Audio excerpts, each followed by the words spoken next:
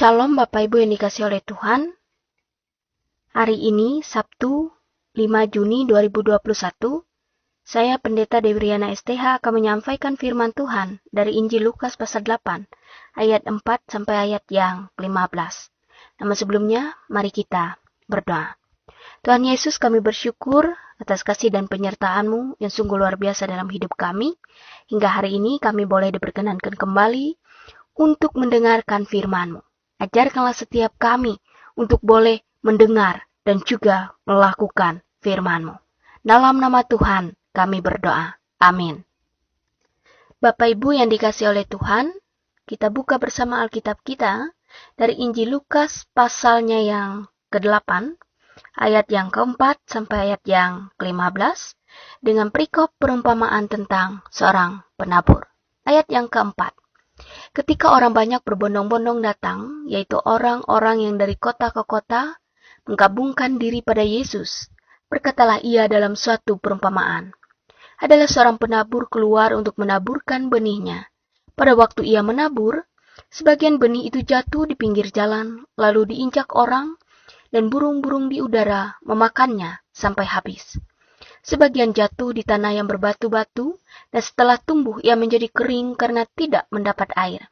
Sebagian lagi jatuh di tengah semak duri, dan semak itu tumbuh bersama-sama dan menghimpitnya sampai mati. Dan sebagian jatuh di tanah yang baik, dan setelah tumbuh berbuah 100 kali lipat. Setelah berkata demikian, Yesus berseru, "Siapa mempunyai telinga untuk mendengar, hendaklah ia mendengar." Murid-muridnya bertanya kepadanya, "Apa maksud perumpamaan itu?" Lalu ia menjawab, "Kepadamu diberi karunia untuk mengetahui rahasia kerajaan Allah. Tetapi kepada orang-orang lain hal itu diberitakan dalam perumpamaan, supaya sekalipun memandang mereka tidak melihat, dan sekalipun mendengar mereka tidak mengerti." Inilah arti perumpamaan itu. Benih itu ialah firman Allah. Yang jatuh di pinggir jalan itu ialah orang yang telah mendengarnya. Kemudian datanglah iblis lalu mengambil firman itu dari dalam hati mereka, supaya mereka jangan percaya dan diselamatkan. Yang jatuh di tanah yang berbatu-batu itu ialah orang yang setelah mendengar firman itu, menerimanya dengan gembira, tetapi mereka itu tidak berakar. Mereka percaya sebentar saja dan dalam masa pencobaan mereka murtad. Yang jatuh dalam semak duri ialah orang yang telah mendengarkan firman itu. Dan dalam pertumbuhan selanjutnya, mereka terhimpit oleh kekhawatiran dan kekayaan dan kenikmatan hidup, sehingga mereka tidak menghasilkan buah yang matang. Yang jatuh di tanah yang baik itu ialah orang yang setelah mendengar firman itu, menyimpannya dalam hati yang baik dan mengeluarkan buah dalam ketekunan. Berbahagialah bagi kita bersama yang membaca dan juga melakukan firman Tuhan. Amin. Shalom Bapak Ibu yang dikasihi oleh Tuhan. Dalam pembacaan Alkitab kita hari ini, menegaskan ada 4 bagian yang terjadi ketika seorang penabur menabur benih. Yang pertama, benih itu ditabur dan sebagian jatuh di pinggir jalan. Ia dihimpit, diinjak, dan akhirnya mati. Itu ada dalam ayat yang ke-5 dan direfleksikan di ayat yang ke-12 dengan maksud orang yang telah mendengarkan firman Tuhan, tetapi ketika iblis mengambilnya dan membuat mereka tidak percaya dan tidak diselamatkan. Kemudian yang kedua, benih itu ditabur dan jatuh di tanah yang berbatu-batu. Itu ada dalam ayat yang ke-6, yang juga direfleksikan dengan ayat yang ke-13. Mereka yang menerima firman, tapi tidak berakar dan membuatnya mereka menjadi murtad. Kemudian yang ketiga, benih itu ditabur dan jatuh di semak-semak berduri. Itu ada dalam ayat yang ke-7 dan direfleksikan di ayat yang ke-14. Firman itu diterima, tetapi ketika ada banyak pencobaan dan godaan, maka semuanya akan tergoyahkan dan menghasilkan buah yang kurang baik. Bagian yang keempat, benih itu ditabur dan jatuh di tanah yang subur. Itu ayat yang ke-8 direfleksikan dalam ayat yang ke-15, di mana firman itu didengar, disimpan, dan juga menghasilkan buah yang baik. 4 hal yang dimaksud yang demikian dalam perumpamaan dalam bacaan kita ini, itu menegaskan bahwa firman Tuhan ini adalah suatu keadaan di mana semua hal tidaklah sama ketika firman itu diberitakan.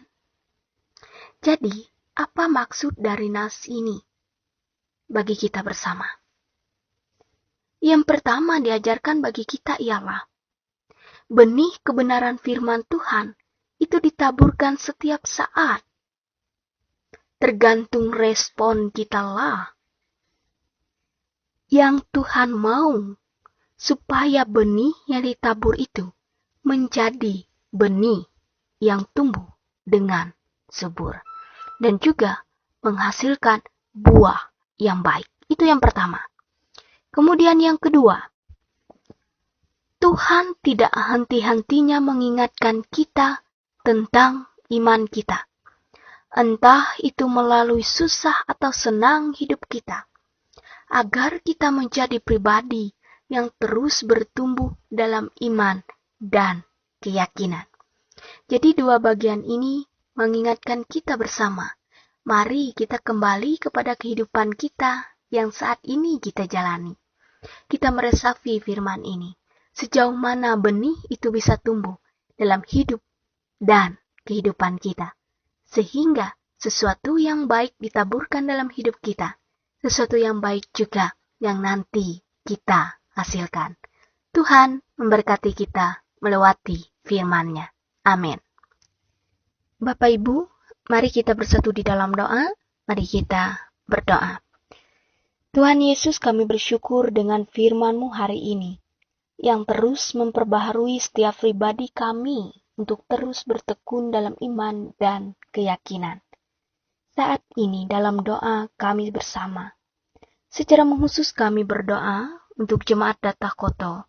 Biarlah kasih dan pemeliharaan Tuhan dinyatakan atas jemaat di tempat ini.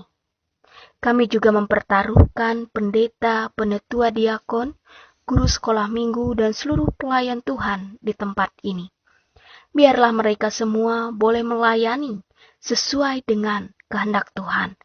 Biarlah setiap harapan, cita-cita, keluarga, kesehatan, pekerjaan, jemaat Tuhan di tempat ini, kami pertaruhkan hanya dalam nama Tuhan.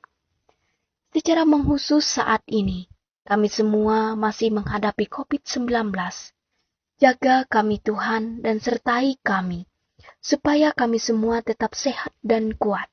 Biarlah setiap hal yang kami semua rencanakan senantiasa diberkati oleh Tuhan. Dalam nama Tuhan kami berdoa. Bapa kami yang di sorga, dikuduskanlah namamu, datanglah kerajaan-Mu, jadilah kehendak-Mu di bumi seperti di sorga. Berikanlah kami pada hari ini makanan kami yang secukupnya, dan ampunilah kami akan kesalahan kami, seperti kami juga mengampuni orang yang bersalah kepada kami.